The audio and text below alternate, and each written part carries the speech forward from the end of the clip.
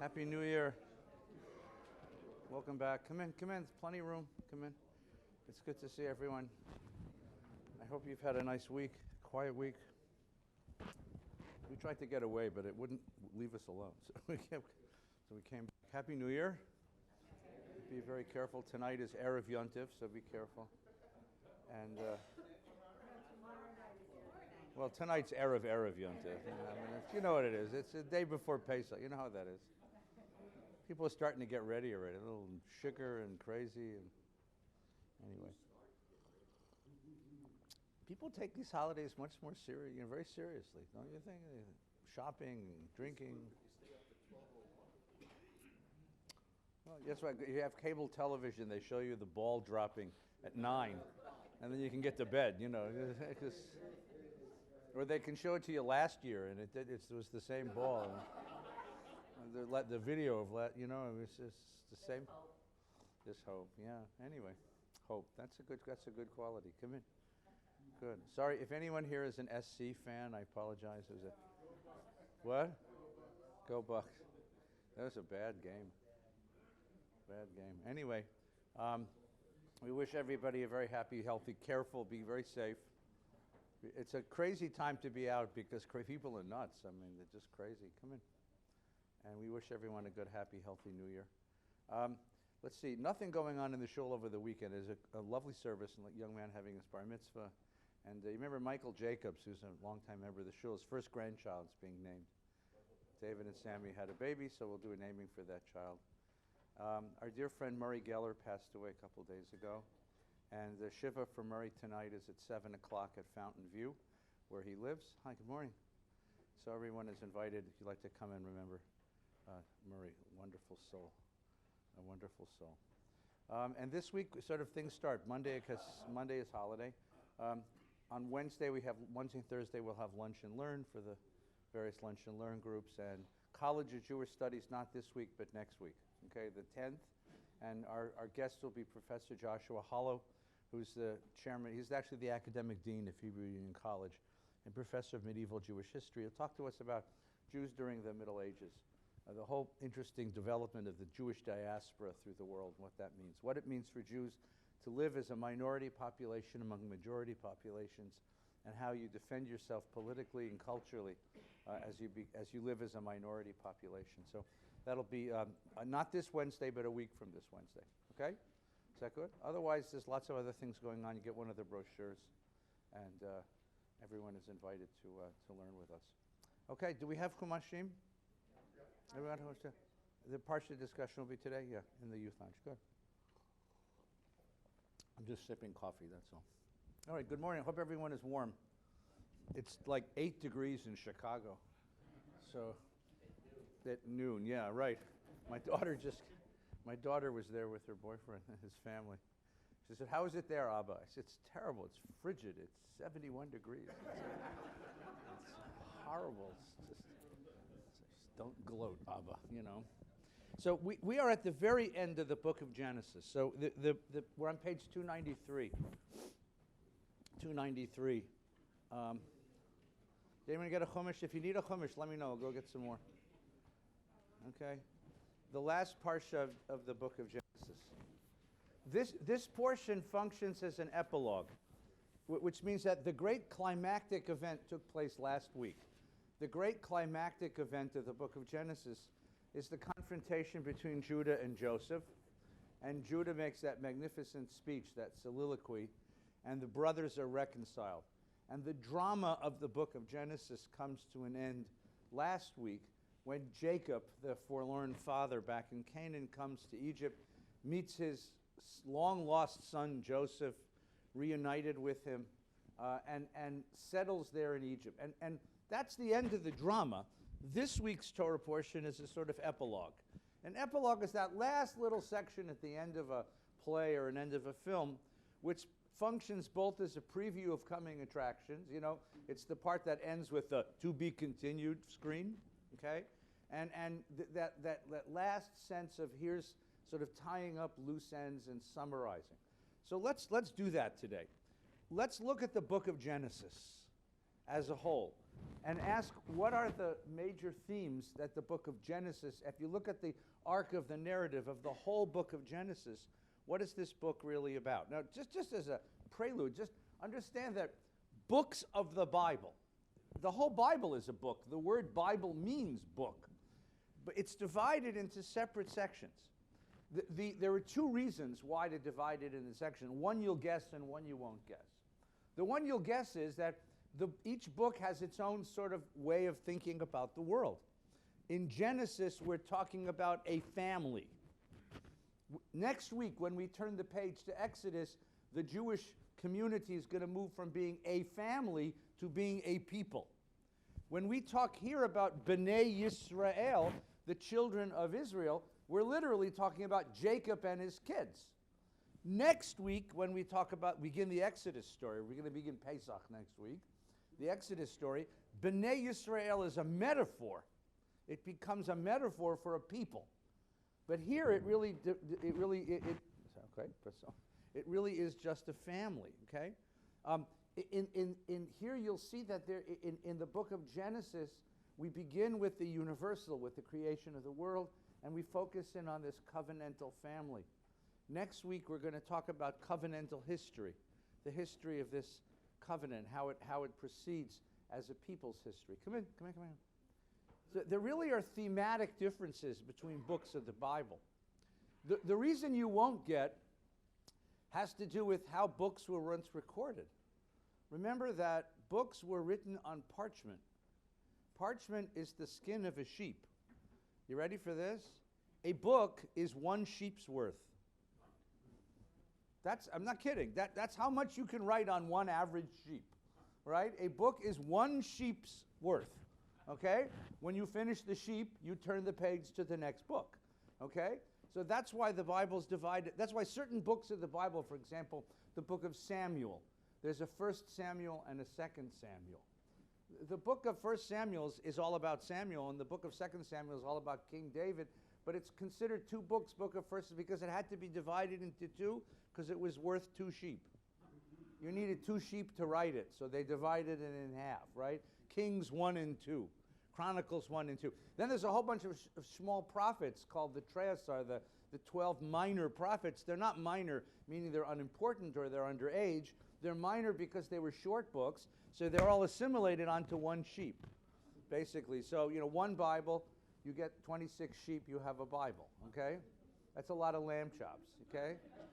Okay, because you're only going to use the outside of the sheep for the Bible. You eat the rest of the sheep, right? No, you have to. You don't write it on a live sheep. No. That would be kind of funny if you wrote the book on a live sheep. That I can't find the book of Exodus. Why not? He rendered it. I don't know. We're going to have to skip it this year because he wandered off, and I can't find him. I don't know where he is.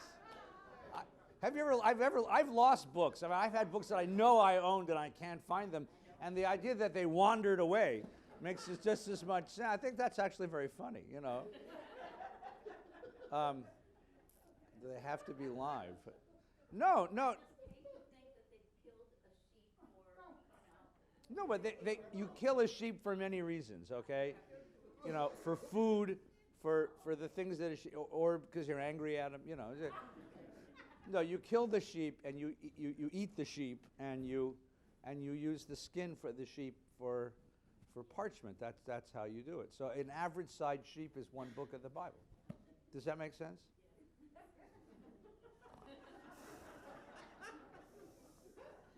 We could have used chickens and they would have been much shorter books.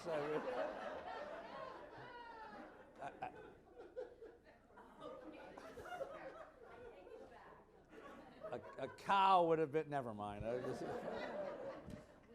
trilogy, that sort of thing. Yeah, I've seen, I've read books that felt like they were still like wandering around. Anyway, all right, that's the reason. So the book of Genesis is, if you think of the book of Genesis as a literary unit, as one literary unit that begins with the story of the creation of the world, the creation of humanity, then tells the story of the first 3 generations of the family and their covenant with God, and ends here with the family settled in Egypt. That's where the story ends. But it's a definite, there's a definite sense of to be continued. This isn't the end of the book. This is really, you know that this is the beginning of the drama, not the end. In fact, the most important drama of the entire biblical corpus is about to be told, but this is a sort of prelude to that. Still, what we have here is a series of meditations on very important issues. Very, very important issues. Let's think about some of the things we've talked about over the course of these months since Simchat Torah, since October, when we began reading the book of Genesis. One of the great questions of the Bible is, why is there war? Why conflict? Why is conflict the constant note of human relationships? What is the origin of human conflict? And what is the possibility of human solidarity? Can we ever get along? What would it mean to have human solidarity? What do you need to have? What attitudes or values or what visions of the world do you need to have in order to have human solidarity? That's one of the principal questions of the book of Genesis, right? Another question of the book of Genesis, and if you go deeper from that one, is like, can we ever learn? Do human beings change? Do human beings change? Or are human beings the same? Are we driven by the same instincts, the same behavioral patterns? Are we caught in a set of behavioral patterns that can never change? Can you elevate human beings? Can you elevate them out of their selfishness, out of their irritability, out of their acquisitiveness, elevate them to a higher level? Do human beings ever change? These are very serious questions of what we are, who we are. Another kind of question has to do with where God is in all of this. We're introduced to a character at the beginning of the book of Genesis called God. You remember him, right? Yeah, him, her. You remember, right? It's a him at the beginning. That God is very much present, creating the world, choosing human beings, flooding the world, cleansing it, beginning again, choosing this Abraham character, guiding his life. And then slowly, what happens over the course of the narrative? That God disappears, right? So that God hasn't appeared once in the 3 weeks we've been reading the Joseph stories. Hasn't appeared once. The only way that God appears is through dreams that have to be interpreted, which is a very different thing than a God speaking to you and saying, do this. So where do you find that God? And the question of how is that God active in the world? At the beginning of the book of Genesis, that God was creating galaxies.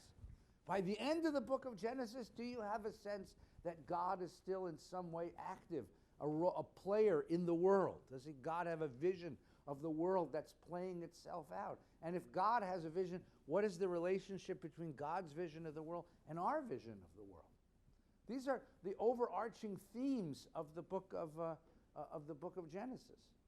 Right? And you can understand why these themes were, number one, perennial. Because every generation asks these kinds of things, right? And in particular, if you understand, as we've talked many times, that the theory is that the Bible began as stories that we all told. Stories that were told around tables, dinner tables, stories that were told at the campfire. And at certain points in history, these stories were written down and then elevated to become the sacred stories of the community. And the principal moment when they were really edited and written down was in exile. When the community was taken off to Babylon, Jerusalem was destroyed, the community was in Babylon, and living in Babylon as a small minority community by the waters of Babylon, this was an effort to preserve an identity. And that community, that exiled community, had these questions that they were asking. The questions are, who are we? If we thought we were God's chosen people and now we find ourselves as a tiny minority living in a great empire, who are we? It's a way of reconciling the cognitive dissonance between your sense of yourself as somebody very special and these things that keep happening to you, which remind you that you're very peripheral. You're not so special. What makes us special? What is our role in the world? Where is this God who chose us? What is God doing with us? How does God work in the world? Are the powerful destined to be the powerful? And are the weak destined to be the weak? Or are power and weakness plastic? Plastic meaning they can be manipulated. Who's powerful today will be weak tomorrow, and who's weak today will be powerful tomorrow. Right? Or are the political arrangements of the world set in stone? Nothing can ever change. These are the great questions of the book of Genesis that were the great questions of the exilic community that put the book together, right? And you can see other kinds of questions as we go through. Who are we to each other as a people? Right? We once had a father, and we were all the children of that father, and we didn't get along then either. Who are we to each other? What gives us a sense of communal solidarity? What gives us a sense of human solidarity? Right? What have we to do with the rest of the world? Who are they to us? Right? Are they outsiders? Are they potential insiders? Do we have a relationship? Can we see something in each other? These are the great questions of an exilic community, right? And stories are told in order to work out and think about and meditate on those really great questions. Billy. It's not about that. It seems to me that Abraham was given the covenant of being a light unto nations, and Jacob was given the land. But did those two concepts interconnect so that you would receive the land because you were the light of the nation? All right, so that's an interesting question. So let's take a look. So let's go with me, if you would. I'll give you the page number, to chapter 12, okay? And come with me on page 69, okay? Come with me on page 69. Are there any more books around? We got any more books around? We need some more books? If not, I'll read it out loud so you'll hear it. I don't see where they're, I don't know. I order every week. I ask for books, and every week they disappear. All right, I'll read it out loud so you can hear it. Ready? Yeah. The sheep keep wandering around.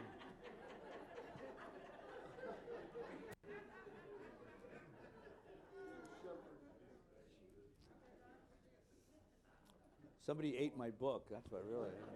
Somebody's wearing it as a sweater. You know, if you see somebody on the street walking by and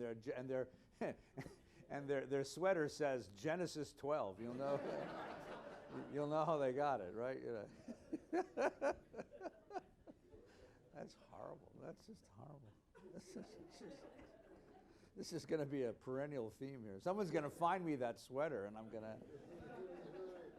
This is how the covenantal drama begins, right? The Lord said to Abram, "Lech lecha me'artzecha, go forth from your native land, from your father's house to the land that I will show you." Okay, go. I need you to go. Going, by the way, is the theme of the book. We're always going somewhere. You'll see in just a minute, Jacob is going to go also. Jacob is Vayechi. He's going to leave home. Okay? I will make of you a great nation, and I will bless you. And I will make your name great. V'heyeh bracha, and you be a blessing. It says you shall be a blessing, but that's not. It's a bad translation because shall can mean a future. What it means, it's a command. You be a blessing. Now it repeats it. I will bless those who bless you, and curse those who curse you, and all the families of the earth shall be blessed by you. V'nivrechu b'cha kol mishpachot ha'adama. And v'nivrechu b'cha. And blessed in you will be all the families of the earth. That's literally what it says. So this is a universal blessing and a particular charge. Your job is to bring blessing to the world. God creates the whole world, and God has this vision of a world of oneness, and God can't find anybody to take it on, so he's going to train Abraham to be the vessel of this vision. Okay? That's the Abrahamic blessing. And it repeats itself some chapters later. It repeats itself some chapters later when Abraham is going to challenge God on behalf of the good people of Sodom and Gomorrah. Remember? Because what's going to happen is, I'll just read it to you because it'll be too hard to, right? So the men went out and they were standing in front of, Abraham is standing in front of God, and Abraham says, will you sweep away the innocent along with the guilty? What if there be 50 innocent in the city? Will you wipe out the place and not forgive it for the sake of the innocent 50 who are in it? Far be it from you to do such a thing, to bring death upon innocent as guilty, so that innocent and guilty fare alike. Far be it from you. Shall not the judge of all the earth do justice? Right? Now, what precipitated that charge? Listen what came just before that, right? Right? The men set off and they looked towards Sodom, and Abraham walking to see them off. And God said, shall I hide from Abraham what I'm going to do? Namely, destroy Sodom and Gomorrah. Here's the next line. Since Abraham is to become a great and populous nation, that was the first element of the blessing, right? And all the nations of the earth are to bless themselves by him. That's the last element of the blessing, right? For I have singled him out that he may instruct his children in prosperity to keep the way of the Lord by doing what is just and right. That's the middle section of the blessing. So here there's a very strong sense that the covenant involves bringing blessing to the rest of the world. Exactly right. Now, if we jump ahead and we get to Jacob, right? If you look at page 166, Jacob now running away from his brother. Vayechi Yaakov mi Beersheva. Once again, leaving, right? Leaving home. So grandpa leaves home and grandson leaves home. Under different circumstances, but they're both running away. And he came to a certain place, and he stopped there for the night, and he took a stone, he put it under his head, and he had a dream. And there was this ladder, this stairway to heaven, and the angels of God going up and down. And he said, I am the Lord God of your father Abraham, God of Isaac. The ground on which you are lying I assign to you and your offspring. Your descendants shall be as dust of the earth. You shall spread out to the west, the east, the north, and the south. And all the families of the earth shall bless themselves by you and your descendants. Same blessing, right? It's the reiteration of the Abrahamic blessing. So in both cases, Bill, you have a sense that this is a universal blessing. Okay? Now, it's actually ironic. So who gets to carry this out? Who gets to carry this out is his son Joseph, right? Because his son Joseph is going to be elevated from the prison, and he's going to stand in front. Let's go look at that one. So now jump to page, I'm sorry. This is the dream sequence, page 250. Pharaoh has dreams.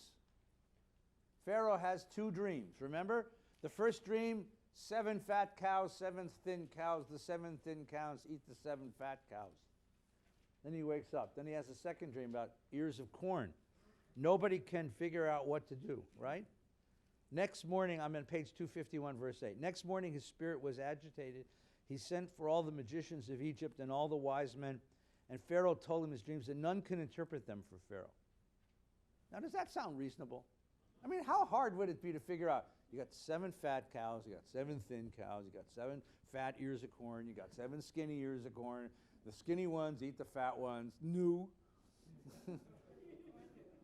See, the interesting thing is, I don't think that was the thing. And I want to remember a dear friend. I'm in a remembering mood because we've had a lot of deaths in the community. So I had a dear friend named David Glickman, who was a member of the synagogue for many years.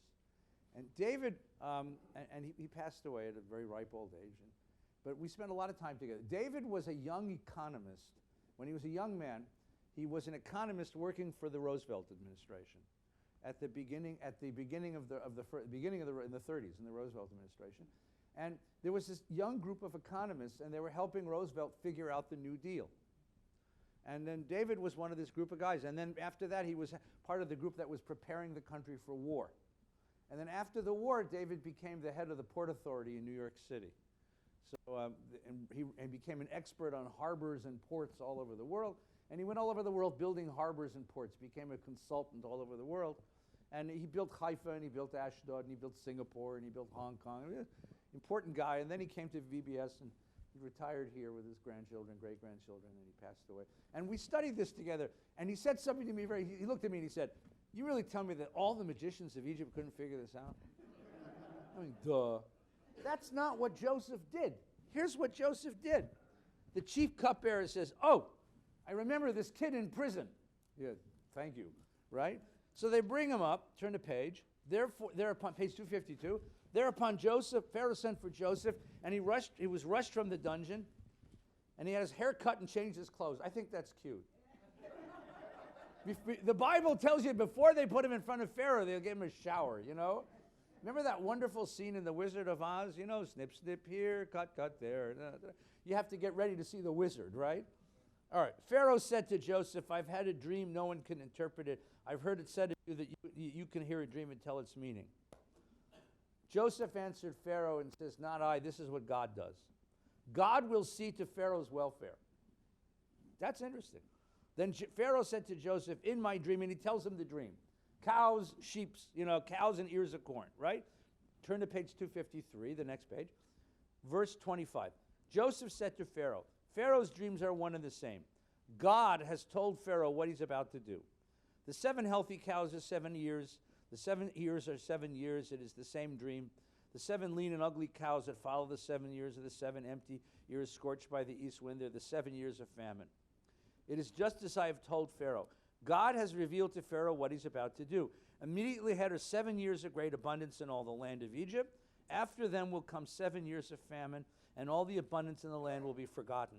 As the land is ravaged by famine, no trace of the abundance will be left in the land, because of the famine thereafter it will be very severe.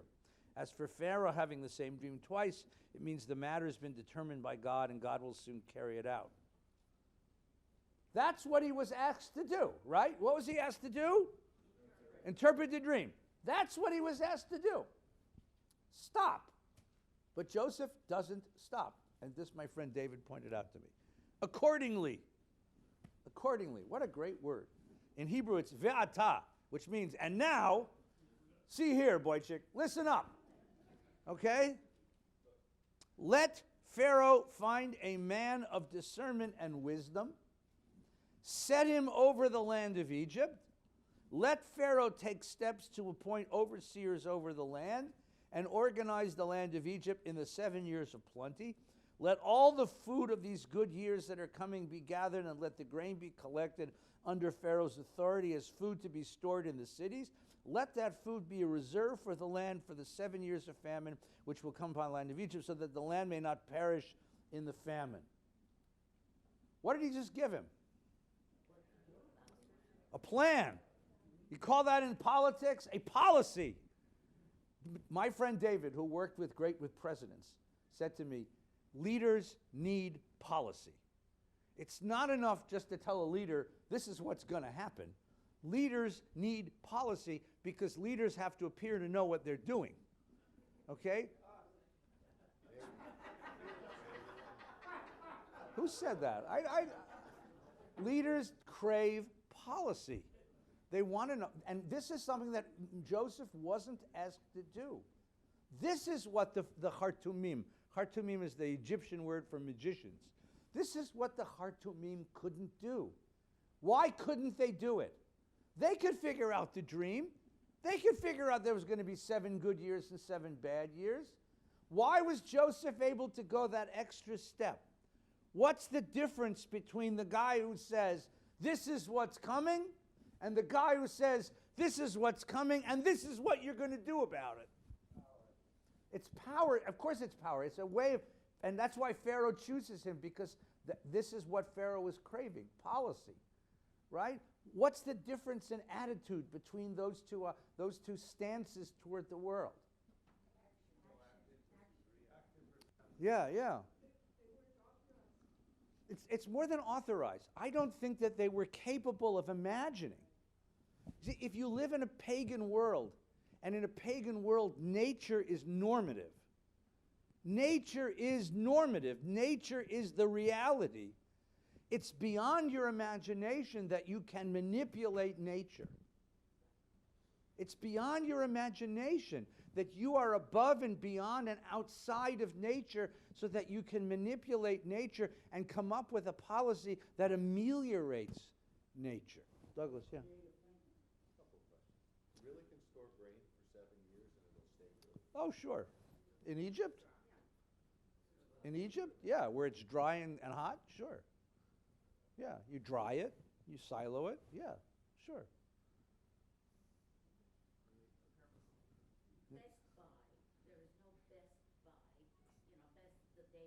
There's no expiration date. Yeah. No, I have things in my pantry that have been there more than 7 years. You know, The other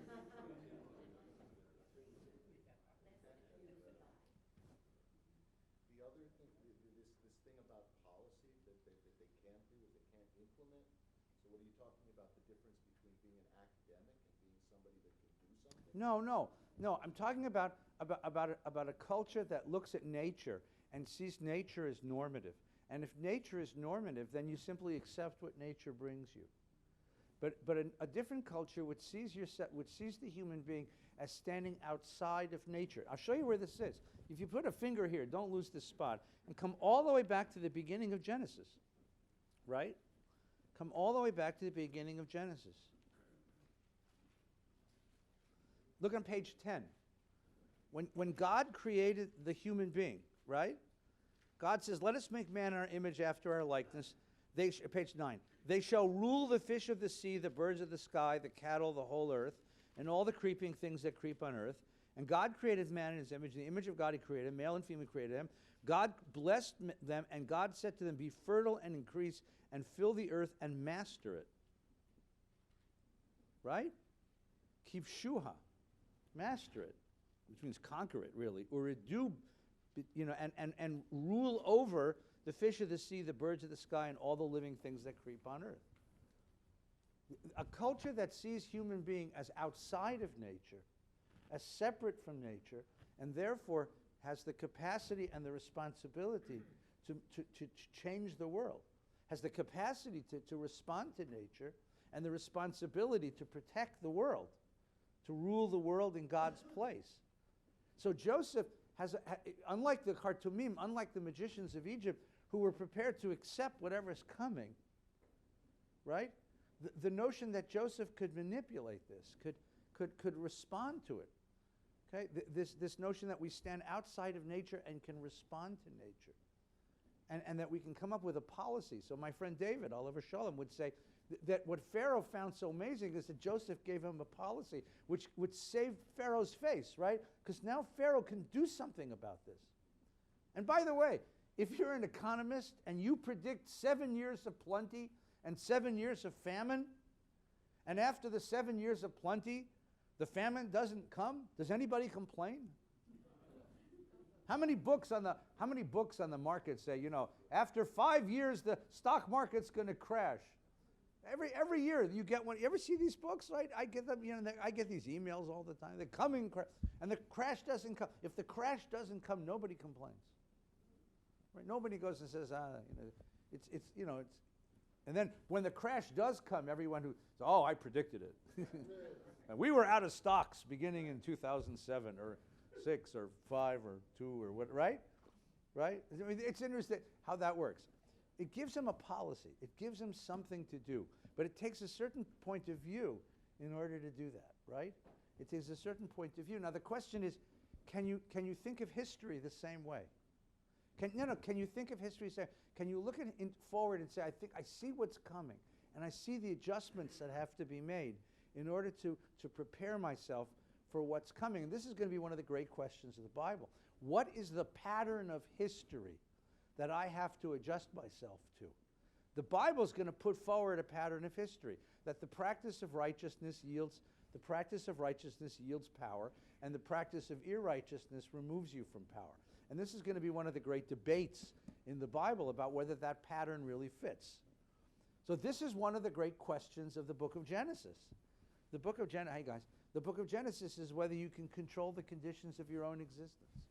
And what are the patterns of nature and history that you can respond to? Okay? Yes, what was the question? I've been reading Leon Kass's book. Okay. And he seems to say the same characteristics that you're seeing in Joseph make him inadequate for leading the people of Israel. Well, he does something really ugly at the end of this portion. He sells the Egyptian people grain, and he takes all their property away. He basically enslaves the Egyptian people to Pharaoh.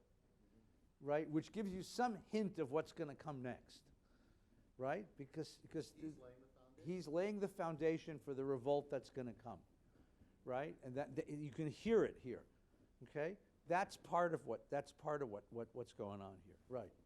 That's part of what's going on here. Let's finish the book. So we're back in the end of Vayechi, okay? So here's what happens. This is just an epilogue, right?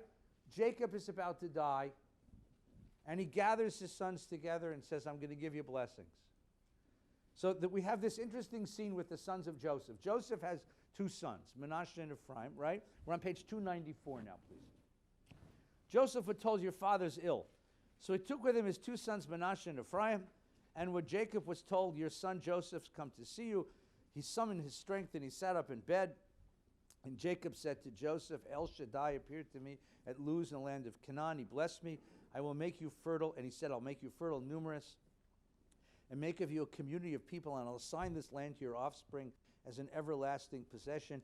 Your sons who were born to you in the land of Egypt before I came to you in Egypt shall be mine. So what is he doing? The grandfather is adopting the grandsons. And in making Ephraim and Manasseh equivalent to Joseph's brothers, to the other brothers, what is he essentially giving Joseph? A double portion. Who normally gets the double portion?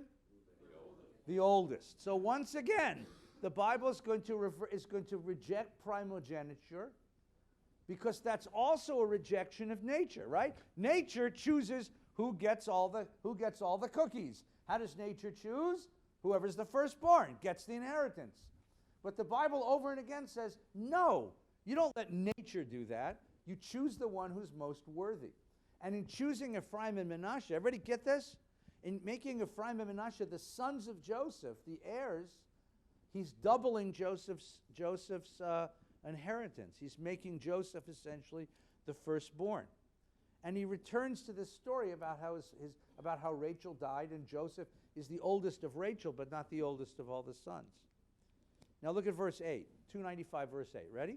Noticing Joseph's sons, Israel, he uses the other name, asks, Mi ele, who are these?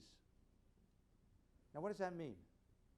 Grandpa's sitting in bed, and son brings the grandsons into the room. And Grandpa looks at these two boys and says, who are they? Well, first of all, that's always an interesting question in the Bible. And we've heard that question before, right? That's the question that Isaac asked Jacob when Jacob walked in to steal the blessing, right? Who are you? Who are you? Who are these? That's going to be one of the interesting questions. What else could it mean? Is it possible that Grandpa doesn't recognize his grandsons? Why? No, he's living there. I mean, they live together now some years, but is it possible that Grandpa doesn't recognize grandsons? No, come on. How's it possible? How? Dementia. Well, all right, it could be dementia. You're right, by the way, that's true. All right, what? Well, it could be that he's also blind. Remember, his father had a certain question of blindness, and that's what led to a lot of the tsuris about favoring one son over the other. So it could mean it could indicate a kind of blindness too, right? Okay, so you may be asking a deeper questions. Who are they internally? Ephraim and Manasseh, where did they grow up? Egypt. Yeah, what school did they go to? Egypt High School, right? Yeah, Cairo High, right? What are they wearing? Remember, the Israelites, the other sons of Jacob come down and they settle in Goshen. They settle on Fairfax. So they're still Jewish looking, Canaanite looking. And because they were shepherds, by the way, they were an anathema to the Egyptians. The Egyptians couldn't stand shepherds. So they put the shepherds in a faraway neighborhood, right? Send them far away. They're disgusting. The smell of sheep herding is disgusting. The Bible tells us that, right? They couldn't eat in the same room when the brothers came. These two guys did not grow up with their cousins. Why not? Because their dad was the prime minister of Egypt. They went to Egyptian schools. They're dressed as Egyptians.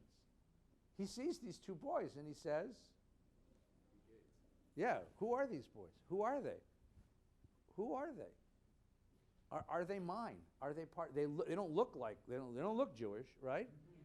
Okay, and who's their mom, by the way? Osnat, yeah, so their mom's an Egyptian girl too. So there's a whole question. Who are they and who do they want to be? Do they want to be us, or do they want to be part of the Egyptian culture, right?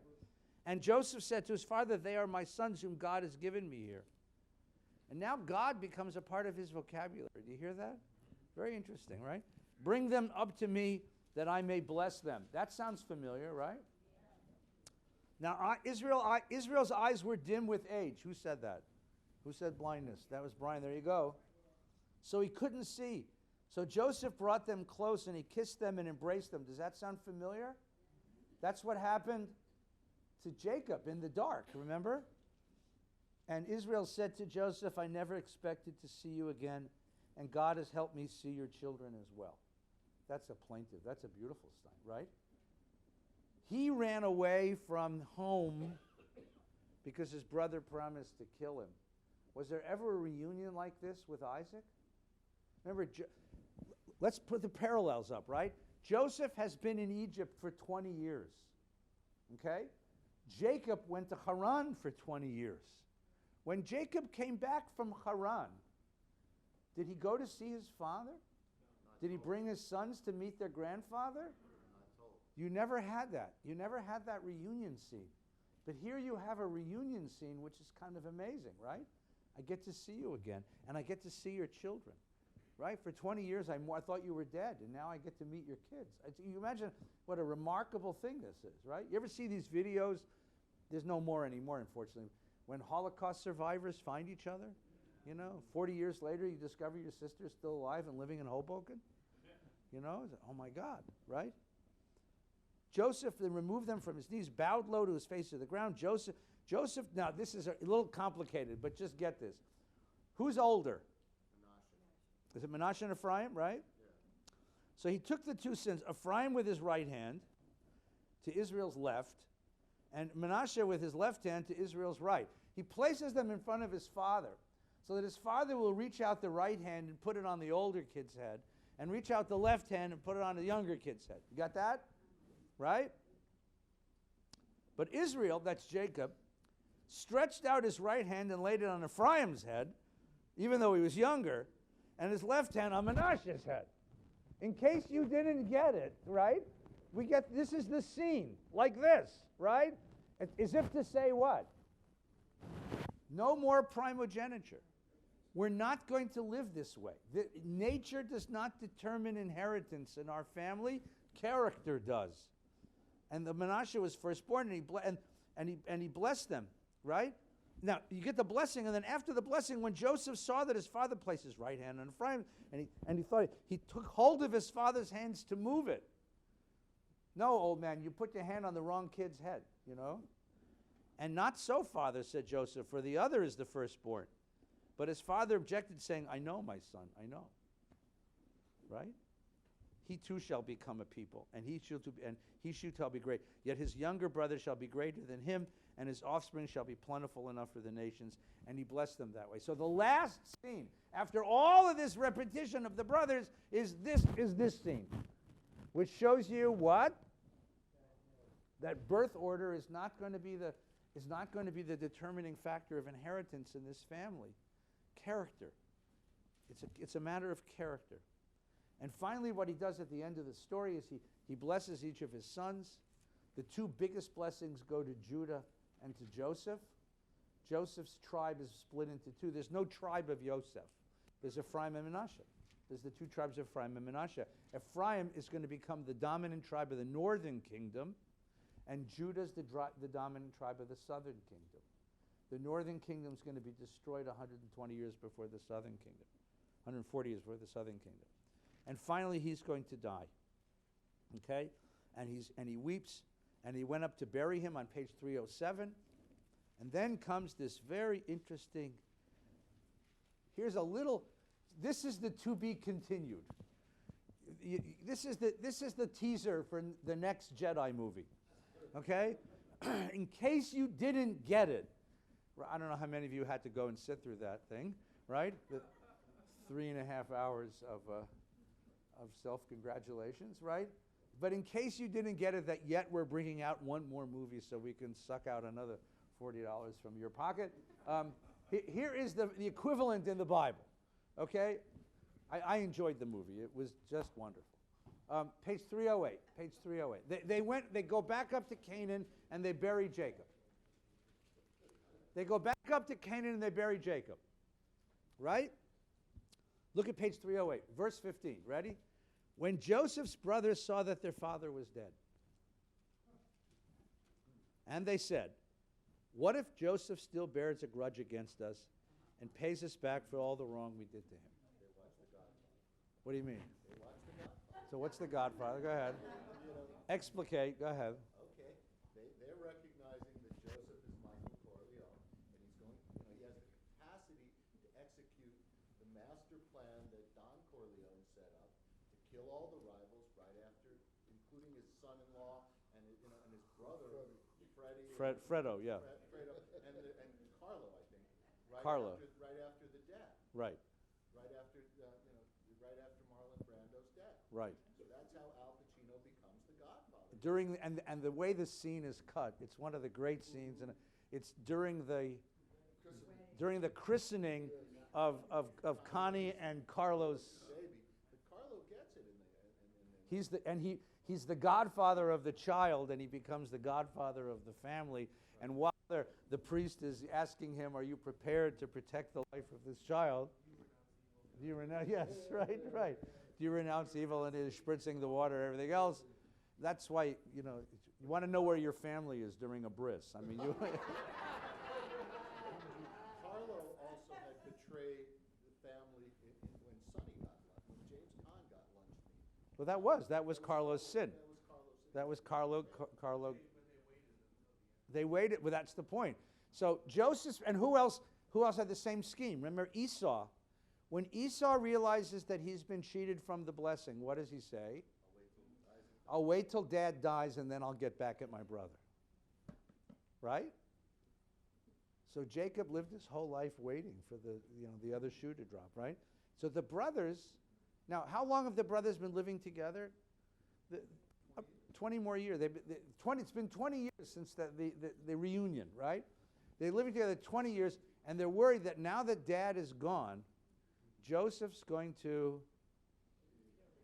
come after us. Which tells you what? Just play this out for a minute. Forget The Godfather for a second, although it's a brilliant way of looking at it, right? What does it tell you about family life? About this family life? About your family life?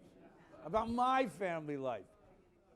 What does it tell you? The whole book of Genesis asks the question, can we find solidarity with our brothers? Right? No, that's the question. I told you, Freud said that the driving dynamic of human development is your relationship to your opposite sex parent, the Oedipal complex for little boys and the Electra complex for little girls. The Bible thinks that the driving dynamic of human development is your relationship to your siblings. How do you get along with your brothers and sisters? Right? That's what drives human development. And the great question of the Bible, generation after generation, is, Hine matovu manayim shevet achim gam yachad. Can brothers finally get together? Okay, and we begin with Cain and Abel. The first two brothers born in the world, what happens? One kills the other. Then we get the brothers of Noah, the sons of Noah, and they exile their brother Shem. And Canaan, they get exiled, right? Then comes Abraham and Lot, who is his brother's son, because his brother's dead, and they have to separate. Then comes Isaac and Ishmael. One gets chosen, one gets expelled. Then comes Jacob and Esau. One steals the birthright and the blessing, the other promises vengeance. He spends 20 years in exile. There's a reconciliation, but it's an uneasy reconciliation. Remember at the very end, Esau says, let me come with you. And Jacob says, no, you go that way, I'll go this way. We should all be gesund, And then you have Joseph and the brothers over and over again, the same drama. When you learn this with Pharaoh's dreams, right? 2 times the dream is repeated, tells you this is a pattern. This is now going to be 7 times the same story is going to be told, right? Because you're going to have the same story all over again with Moses and Aaron. The same story over and over again. Can brothers figure it out? 2 brothers, 1 blessing. Can we figure it out? So we thought they worked it out. Last week was so beautiful. There were tears, there was reunion, there was love, there was support. Bring Dad down, I'll give you a place to live. My God, I forgive you, everything's fine. 20 years later, what happens? 20 years later, this has never been an easy Thanksgiving table, right? Because for 20 years, they kept looking at each other going, does he still hate us? Yeah? It is a projection, right. They're still guilty for what they did. And the older they get and the more children they have, the more they realize how egregious what they did to him was. And how, not even to him, to the father. So they're harboring all of this guilt. Listen to the words they said. What if Joseph still bears a grudge and pays us back for what? For all the wrong we did to him.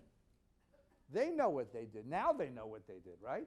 So there's a projection and there's an uneasiness in the family. It's not all sweetness and light.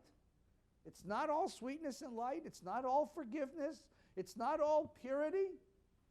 Okay? In case you thought that your family was the only family that has tsuras, right? It's not all purity. Yes, please. So, but Manasseh and Ephraim are the first brothers when there was that, disconnect. We'll see. We don't know yet. Who, it seems, are the first ones who don't fight over and seem to get along. Yeah, we'll see. Yeah, that's a to be continued. We got to find that out. We don't know yet. Not just between them, but also the jealousy of the other brothers. Isn't that why we use them when they bless? Well, no, that's one of the interpretations. So what's told here in the Bible is that when you bless your kids, you'll bless them in the name of Ephraim and Manasseh. So that's how you bless your kids, right? Yisimcha Elohim Ephraim and Manasseh, right? Now, the question is it because of that? There is an interpretation. The question is, that's one interpretation. Another interpretation is because they grew up in Egypt and still maintained an identity with their people, right? You can go to Cairo High School, you can play on the varsity football team. You can date a cute Egyptian cheerleader. You can even once in a while have a lamb burger at McFarrow's, right? And you still come out Jewish. That's another way to think about it, right? That's another possibility. And the other possibility is that they represent the double portion of God's gift. So there's another possibility. All kinds of interesting possibilities why they are the object of blessing. Yes, please. So the sisters are given with totally Yeah, this is not a women's story. This is a real men's story. And you're right, and I apologize. No, I do, but it is what it is. I mean, there's, and it raises an interesting question. Had it been sisters, would it be different?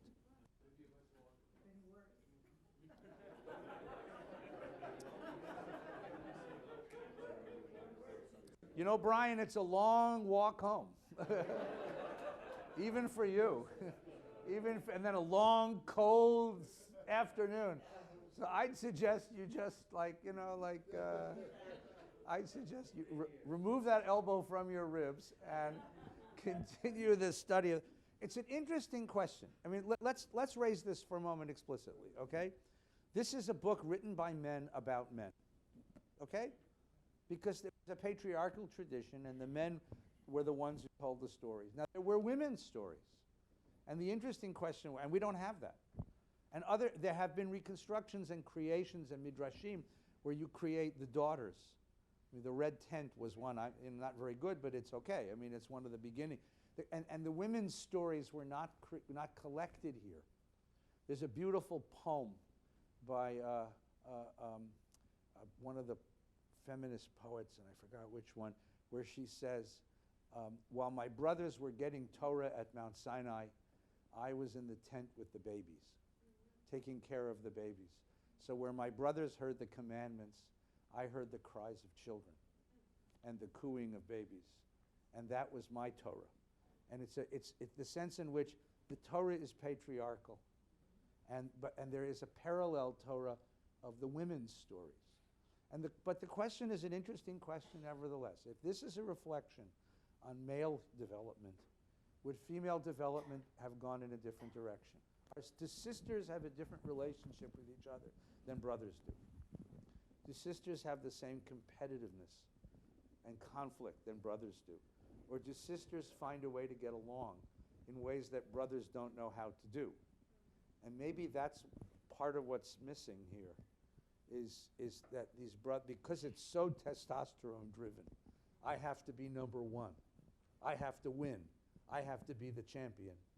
And we're missing something, a different ethic, which is the feminine ethic, the feminine morality, which is the morality of the community, of the tribe, of the circle, right? The morality of the circle. And that's a very, very important question to ask. Yes, please, Alex. A bigger sheep, yeah.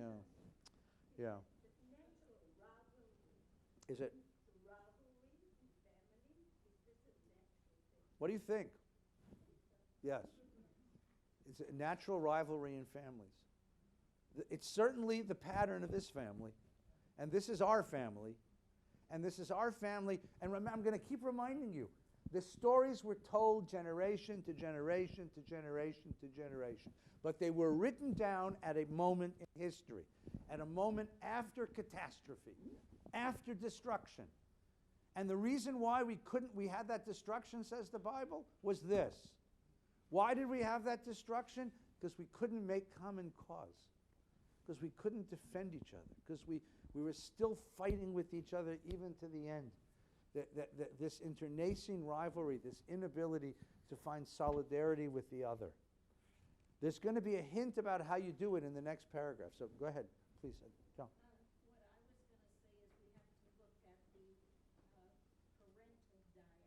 Yeah. And say, where did the rivalry begin? Yeah. How did it begin? And if you look at Rebecca and what she created, Yeah. that's a whole other story. Right. And that seems to continue on. That one parent or the other parent fosters rivalry. You choose one or the other. Right. Let's finish the story. So they sent this message to Joseph. We're on page 309. They sent this message to Joseph, which means they made it up, right? Before his death, your father left this instruction. So shall you say to Joseph, forgive, I urge you, the offense and guilt of your brothers who treated you so harshly. Therefore, please forgive the offense of the servants of the God of your father. And Joseph was in tears as they spoke to him. Why was he crying? When was the last time Joseph cried? When they first showed up, and when they showed up finally and revealed himself, when he revealed himself to them. So tears mean what?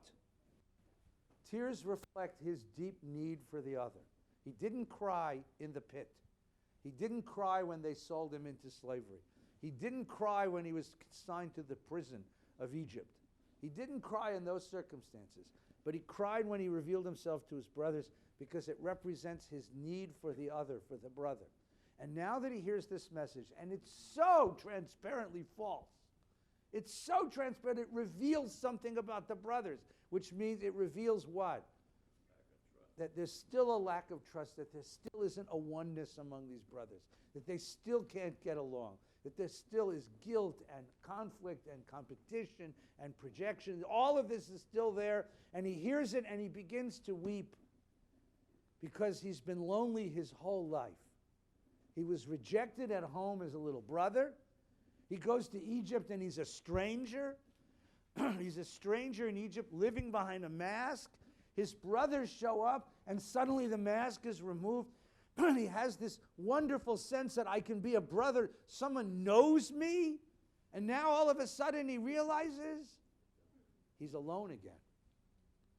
That's, by the way, your godfather, which is the curse of the godfather, is that Michael spends his life alone. And he's the most sociable of all of them, the most normal of all of them.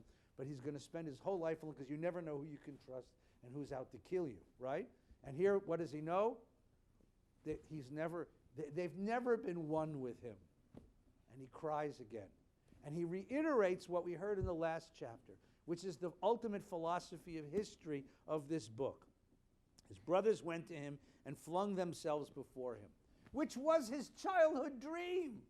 Remember, I stood up, my corn stood up, and all of yours bowed down. This was the childhood dream, but now it comes to him in a moment of bitterness because he doesn't want them bowing to him. He wants to be one with him.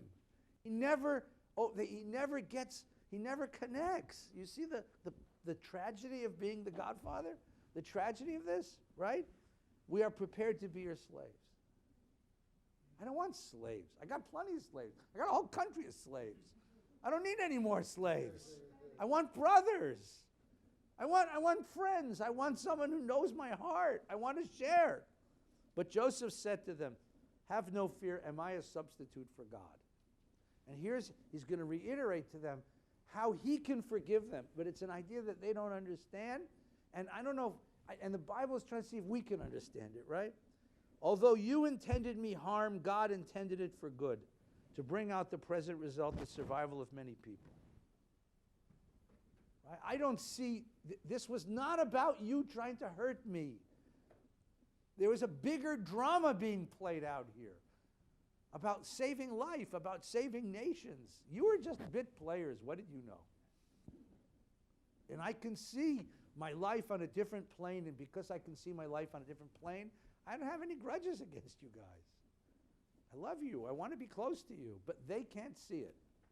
And if they can't see it, he's living in a different world than they are. He sees his life in a much different place. He's willing to forgive. They don't understand that forgiveness. They're feeling ashamed in front of him, what they did. But he's ready to let go of it. Fear not, I will sustain you and your children. And he reassured them in speaking kindly to them. And it stops. What should it say next? And they lived happily. Yes, that's what you want. How did they respond to that? How did they respond? Did they accept that? But the Torah doesn't tell you. It just stops. Which says to you what? Number one, to be continued. And number two, families are so complicated. And number three, I mean, you see what's going on here? There never is a resolution of this. There never is a resolution of this. It still goes on. Still goes on, please.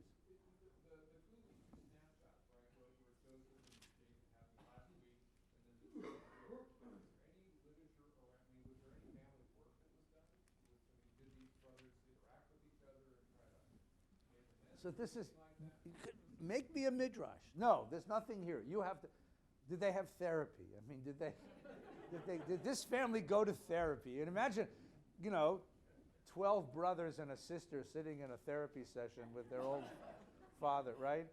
And what seems to be the trouble? Right? That's his way of seeing it. And because he can see it that way, he can let go of his grudges. But they can't, because they're still terrified. They're still holding what they did inside. And that energy is still part of the Jewish story. But what is this Bible, this book is trying to figure out?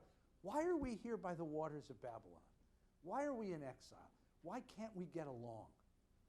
Hell, you don't need that. Open the Jewish Journal. Why can't we get along? We are such a small little people, right? Think about this for just a second. We have one national monument in the whole world, right? The Vatican. It's this huge place. What do we get? A shtickle of wall. A shtickle of wall. That's all we got. The Muslims have the Kaaba and all of Mecca, right? The Catholics have the whole Vatican City. What do we got? A shtickle of wall. A crappy little piece of wall. It's not even a holy wall. It's a retaining wall. Right? Stupid Jews with bushes growing from it. And we can't get along on the wall. We got one thing that unites us. All Jews love the wall, except for this one who can't stand that one.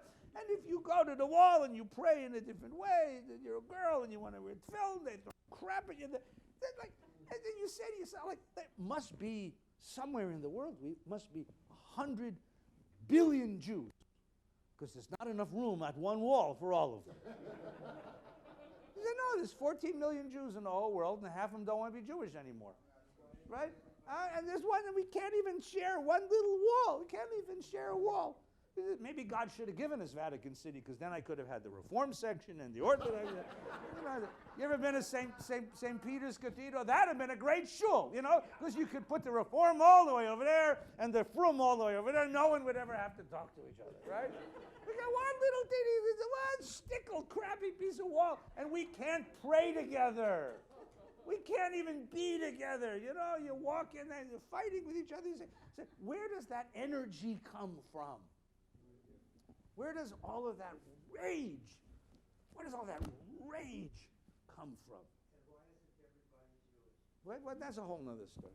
That'd make the world better, I mean, but where does all that rage come from? And that's what the story's trying to figure out. Yeah, please. I'm sorry, I'm having a little tantrum here. Go ahead.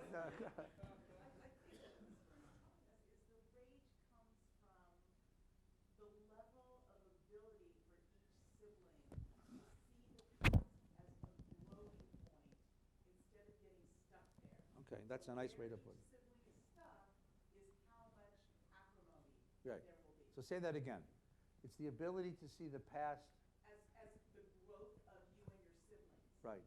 That this was hard, but it made us stronger, or it made me realize I need to be more patient, or you realize and learn from it instead of getting stuck at the misfortunate moment. Yeah.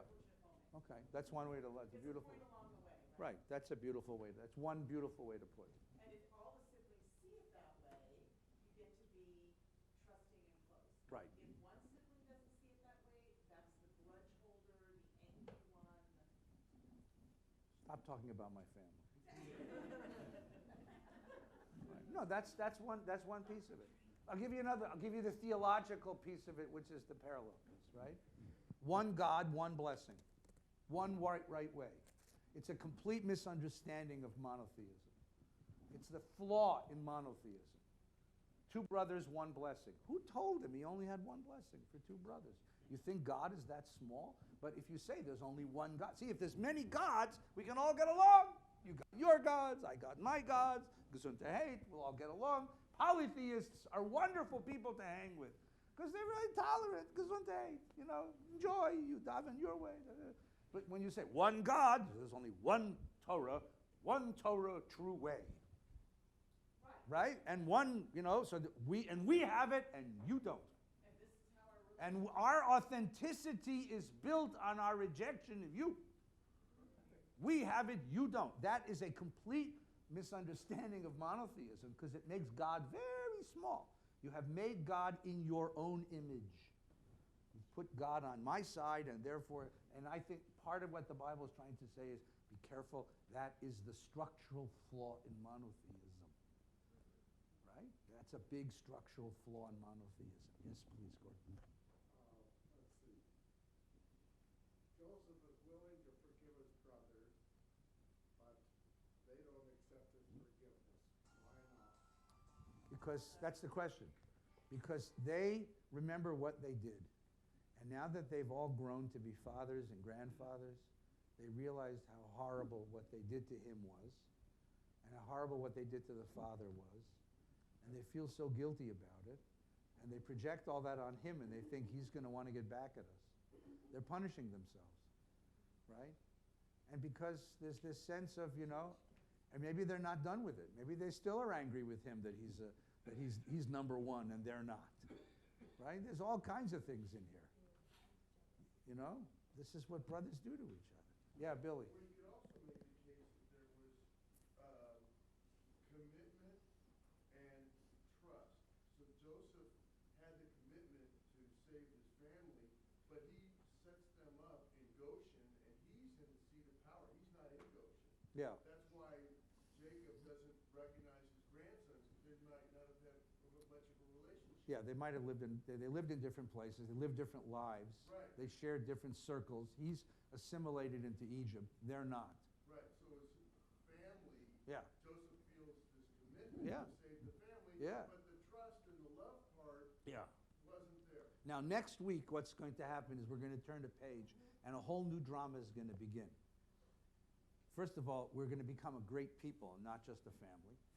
And second of all, God's going to show back up, going to show up again in this story, and show up again in a big way, in a big way. In history, we have a different philosophy of history, a philosophy of God who engineers apocalyptic moments in history. And the question we're going to have to begin asking is apocalypse something we ought to be looking forward to, or is it something to be feared? And that's going to be the beginning of next week's history story. So have a wonderful, happy, healthy New Year, and take good care. Chazak, chazak, v'nit chazek. Father, He's okay. He's lonely. he's what? He's lonely, so my dad. He's